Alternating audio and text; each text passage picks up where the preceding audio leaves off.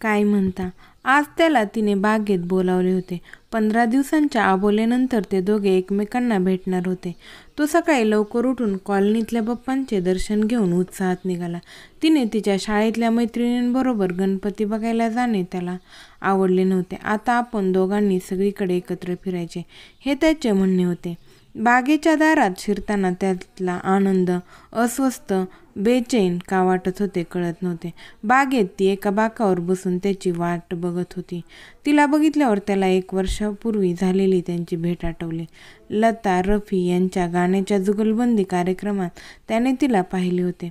प्रत्येक गाण्याचा तिचा रिस्पॉन्स बघून ती किती मनमोकळी, बिनधास्त आहे हे त्याला कळत होते आणि नेमकं तेच त्याला आवडत होते. त्याच्या घरात आई, बाबा, एक लहान बहीण एवढे राहत होते.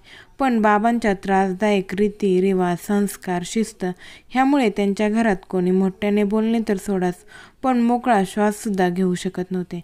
गेल्या कित्येक वर्षात त्याने मनमोकळे आपण कधी हसलो होतो हे आठवून पाहिले आणि त्याला एकदम गदगदून आले. बाहेर पडताना त्याने ती कुठे राहते हे तिच्या मागे जाऊन पाहिले होते. त्यानंतर पुढचा 1 महिना त्याने तिची सगळी माहिती काढली होती. एक दिवस तिच्या समोर जाऊन तो उभा राहिला आणि आपल्या मनातले त्याने तिला सांगितले. आधी ती अवाक झाली, पण स्वतःला सावरत तिने त्याच्याकडे वेळ मागितला. 2 महिन्यानंतर तिने त्याला होकार दिला. तिच्या आणि त्याच्याही घरातून काही विरोध झाला नाही आणि दोघांचा साखरपुडा झाला. 6 महिन्यात लग्न होते. रोजच ते भेटत होते. पण हल्ली त्याला तिचे सगळ्यांबरोबर हसणे, सारखे माहेरच्यांचे कौतुक करणे खटकत होते. मग इथे कशाला गेली होतीस? एकटी का गेली? मी आहे ना आता तुझ्याबरोबर, असे सारखे काहीतरी कुरबुर होतच होत्या. त्याचे तेच उत्तर हे तिच्याकडून. 15 दिवस अबोला. त्याला बघून ती उठली.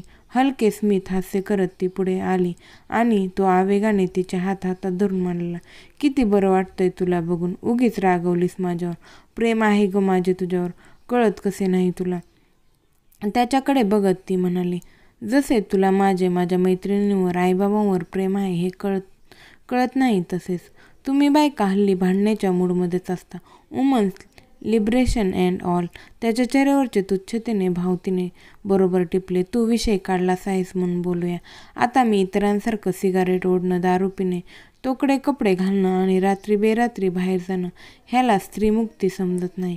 पण हा माझे विचार जे आहेत ते तुला झेपणार नाहीत एवढे नक्की. तरीही सांगते, आम्ही मुली आईवडिलांनी केलेले प्रेम, संस्कार, खर्च कसलाही विचार न करता एका दिवसात तुमच्या घरच्यांना आपले म्हणतो. पण तुम्ही काय करता? आयुष्यभर तू बाहेरची ह्याच गोष्टीचा बाऊ करत राहता. चांगली वागली तर करायलाच पाहिजे, वाईट वागली की आईवडिलांनी संस्कार दिलेच नाहीत आहेत. घर फोडले आमचे, म्हणून ना मी लग्नानंतर आईवडिलांना सोडणार ना तू सोडायचे. पण दोघांपैकी कुणाच्याही घरी राहायचे नाही. आपण वेगळे राहायचे, पण 3 घरं सांभाळायची. तू माझ्या घरच्यांना, मी तुझ्या घरच्यांना कधीही अंतर द्यायचे नाही. घरात जेवढे काम मी करेन तेवढेच तूही करायचे. कारण घर आपल्या दोघांचे आहे. तू दमून येणार म्हणून बसून राहणार आणि मी दमून आले तरी स्वयंपाक करायचा, हे मला चालणार नाही. मी जर पुरुषांसारखी सर्व कामे करू शकते तर तूही करायला हवे. बाईला देवाने सजग मन दिले आहे, त्यामुळे ते संवेदनशील झाले आहे. पण पुरुष त्याला सोशिक, बावळट अशी नावं देऊन मजाक बघतो तिची, आणि हेच मला नको आहे. म्हणूनच हा वेगळा विचार. तू जरी तुझ्या वडिलांना नावं ठेवत असलास तरीही तू त्यांच्यासारखाच आहेस. कारण आई बहिणीला कधी तू मदत केली आहेस? त्यांना कधी बाहेर घेऊन गेला आहेस? तुझ्या सगळ्या पोकळ गप्पा माझ्याकडे. पण जेव्हा मी तुझ्या घरी आले आहे तेव्हा त्या दोघींच्या डोळ्यातील भीती मला स्पष्ट दिसते आणि मी ठरवले थांबवायचे हे सगळे कसे आहे ना. तुम्ही पुरुष स्त्रीमुक्तीचा फक्त आवाज ऐकला तरी टिंगल करता आणि आम्ही बायका ते बघून अजून चवताळून काही करायला तयार होतो आणि अजून बदनाम होतो. पण मी माझ्या बाजूने एक निर्णय घेतला आहे. मलाही मिळेल कोणी माझ्यासारखा विचार करणारा. नाही मिळाला तर ह्या भटकलेल्या स्त्रीमुक्तीच्या विचारांना योग्य वाट दाखवायचा प्रयत्न तर नक्की करेन. ताटमानेने तिला जाताना बघून त्याला स्वतःची लाज वाटली. स्वतःला थोडे जरी बदलले आपण तरी हिच्या शिकवणीचा काहीतरी उपयोग झाला असं समजू आपण.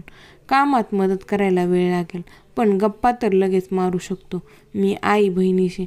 अचानक चेहऱ्यावर एक हास्य आले त्याच्या आणि तिच्या मागून तोही ताट मान ठेवण्याचा प्रयत्न करत बाहेर पडला. लेखिका श्रद्धा राजेश. धन्यवाद. समाप्त.